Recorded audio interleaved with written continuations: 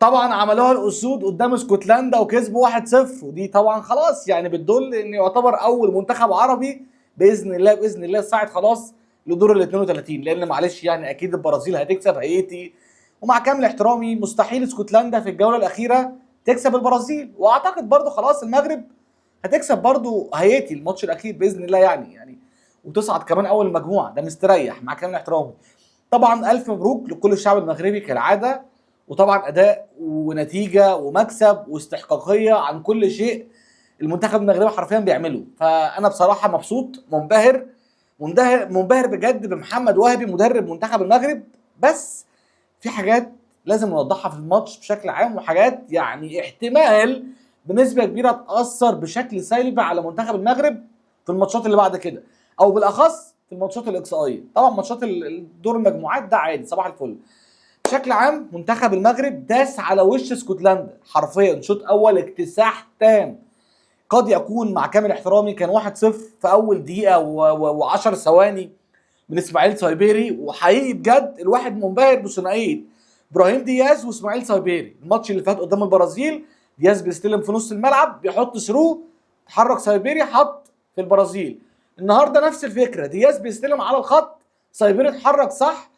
انا عايزك تشوف ذكاء سايبيري في التحرك، بعد كده عمل سكان وهو بيتحرك على اساس ان لو في حد معاه الناحيه الثانيه يلعبها له بالعرض، ما لقاش فقال لك بس يلا بقى يعني ما قدامهاش غير نعتمد على نفسي، وحط واحده وش رجليه يعني اقسم بالله تبسطك يعني حاجه تسر الناظرين. عشان كده بايرن ميونخ متعاقد معاه والله العظيم بجد ما شاء الله بجد موهبه عالميه. يعني اسماعيل سابيري من كاس العالم اللي فات انا عايز اقول لك هو خلاص يعتبر اول لاعب في تاريخ المغرب يسجل في ماتشين ورا بعض، واول لاعب يسجل في تقريبا مسجل 3 اهداف لغايه دلوقتي مع منتخب المغرب. كاس العالم اللي فات مسجل قدام بلجيكا، والسنه دي مسجل هدفين فمسجل 3 اهداف.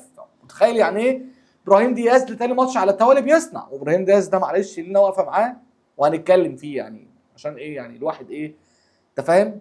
اكيد انت فاهم، اكيد انت في لقطه كده جات لك في الدقيقه 75 كان ممكن ينهي بيها الماتش وانت عارف هو عمل ايه. هنتكلم على ابراهيم دياز لوحده خالص طبعا، بس اهم حاجه وصلك الفيديو اعمل لايك، اشترك في القناه، فعل زر الجرس عشان ان شاء الله مستمرين على مدار كاس العالم نتكلم عن كل المنتخبات العربيه والمنتخبات الكبيره وكل حاجه.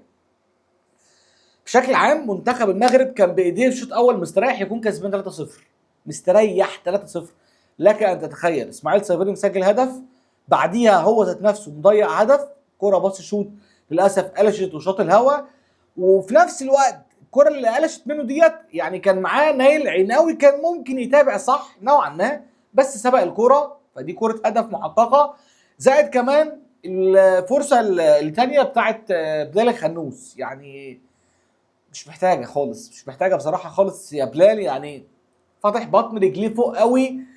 بس هنرجع نقول مش هلوم عليه، في الاول وفي الاخر بلال خنوس هو لعيب نص ملعب في الاساس، فبيلعب مش بيلعب في مكان مش في مركزه، وقد يكون اصلا مش متعود ان هو يروح لمنطقه 18 كتير او ان هو يروح قدام المرمى كتير ويسجل، مش بتاعته بالبلدي كده، اللي هو انا جاي بقضي غرض بعمل اللي عليا في المركز ده عشان في عجز اللي هو عبد الصمد الزلزولي للاسف اتصاب قبل البطوله، فبالتالي ما عنديش جناح تاني.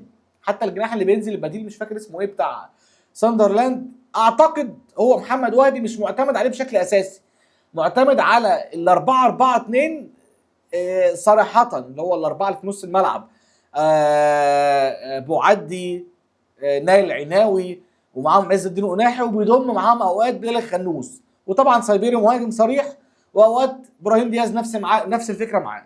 فده المتاح. فالفكره كلها هو مش هلوم على بلال خنوس قوي لانه مش مكانه، بس ده اللي نقدر نقوله. عمل اللي عليه في الماتش، ورغم ان هو عمل ماتش كبير بصراحه حتى قدام البرازيل كان عامل ماتش عالمي بعد الكلمه. فانا بتكلم في رعونه واضحه جدا من لعيبه المغرب قدام المرمى بالذات، لو انا بوصل وفي نفس الوقت ما عنديش حد بيسجل، فدي في حد ذاتها مصيبه. يعني مع كامل احترامي لكله انا ممكن في كل الماتشات اعمل هجمه هجمتين وفي الاخر انا محتاج اسجل من الهجمه دي، فما بالك انا بروح 3 4 هجمات والجون فاضي يعتبر باصات شوت تقلش في نفس الوقت انفراد بلال خنوس يحط في السماء. الفكره الثانيه برضو ان في الشوط الثاني نفس الفكره، اروح بكام كوره واضيع. طب ايه؟ دي طبعا نقطه سلبيه كبيره جدا. محمد وهبي اعتقد وهي واضحه له من بدايه البطوله، من قدام منتخب البرازيل شوط اول ساعتها كانوا عاملين ماتش عالمي وضيعوا فيه كميه فرص ما بتضيعش. نفس الفكره قدام اسكتلندا، الماتش خلصان 1-0 بس، يعني كان في اي لحظه شكرا تعادل، فبقى معاك نقطه وهو معاه 4 نقط. انت متخيل يعني اسكتلندا كان معاه 4 وانت معاك نقطتين، شكرا.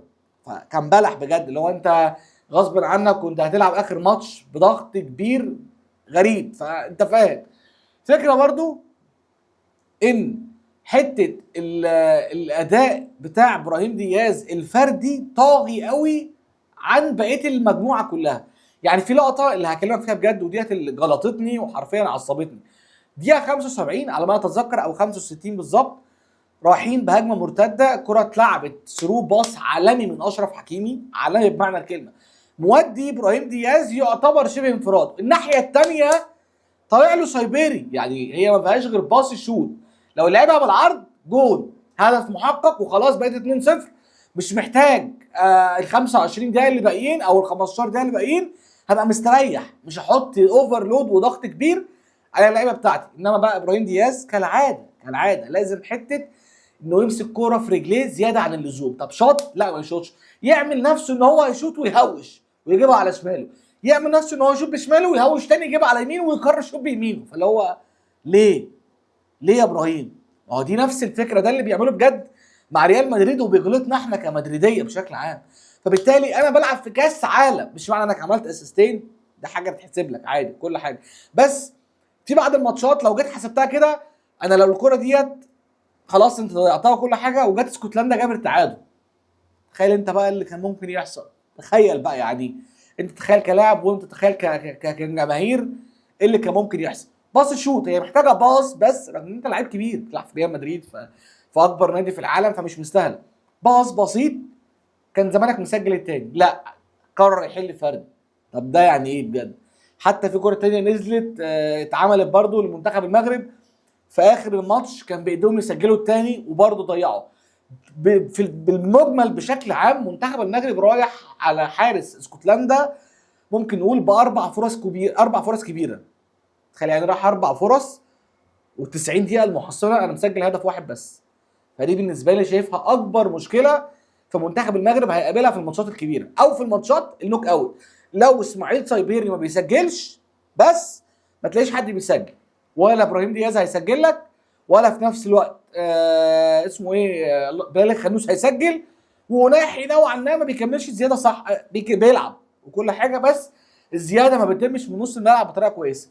ممكن الوحيد اللي بيزيد صح هو اسمه اللهم صل على النبي اشرف حكيمي ونصير مزراوي، بس دول اللي عندهم الجراءه انه يخشوا ال 18 بتاع الفرق الثانيه ويحاولوا نوعا ما يسدد يمن العرضيه بتاعه وهكذا. انما نص الملعب ما بيكملش بزياده قوي. فايه، دي نقطه سلبيه كبيره جدا. تخيل يعني توصل بعد كده دور 32 انت محتاج تسجل هدف، لو اسماعيل صيبيري مش في اليوم بتاعه مين هيسجل؟ ها، مفيش. ودي تاني ماتش على التوالي واضحه، مش عارف بصراحه هيحلها ازاي. بس انا منبهر بحاجات كتير جدا. اول حاجه حته الخروج بالكوره، منتخب المغرب انا بقول لك بجد لما يقابل اي منتخب بشكل عام هو هيفرض سيطرته على اي منتخب من الاخر. معدي ما شاء الله بجد عليه، بجد موهبه. انا حزين، انا بجد حزين ما شاء الله، بجد انا حزين على اللي انا بشوفه في ريال مدريد وفي الايجيبشن ليج عندنا في مصر وفي انديه معينه، فاهم؟ نص ملعب موهبه ما شاء الله بجد، يعني حاجه تبسطك، حاجه عارف تبقى مبسوط قوي فرحان انت بتبص على لاعب عنده 18 سنه بيمتلك الجوده المرعبه دي. انت متخيل بيعدي فين؟ نفس الفكره نايل العناوي ما شاء الله بجد، الواد ما شاء الله بجد اعتقد من اكتر الناس اللي بتعمل معدلات ركض وبيغطي كميه مساحات مرعبه نايل العناوي.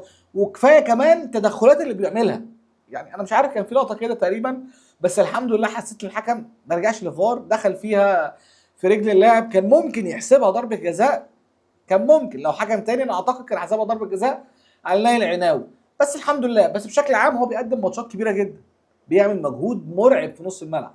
وناحي اكيد مش هكلمك عليه، وناحي ده بيظهر في كاس عالم بس ويختفي، موهبه عامه يعني مش هنتكلم. نصير مزراوي عامل ماتش عالمي لتاني ماتش على التوالي، لتاني ماتش بجد بيقدم اداءات دفاعيه استثنائيه، وحتى كمان الزياده العاديه اللي بيعملها في الشق الهجومي، لا حاله استثنائيه بجد، حاله استثنائي يعني. انا منبهر بمنتخب المغرب، منبهر بجد بالاداء. اعتقد كمان بالنسبه لي ومن وجهه نظري منتخب المغرب السنه دي كاس العالم ده افضل من كاس العالم اللي فات في الجزء الهجومي، وفي جزء كمان انك بتفرض سيطرتك ورتمك على كل الفرق. السنه كاس العالم اللي فات مع وليد الركراكي كان منتخب المغرب عباره عن رده فعل، اللي هو انا انزل ادافع واقفل والعب تحولات واجيب.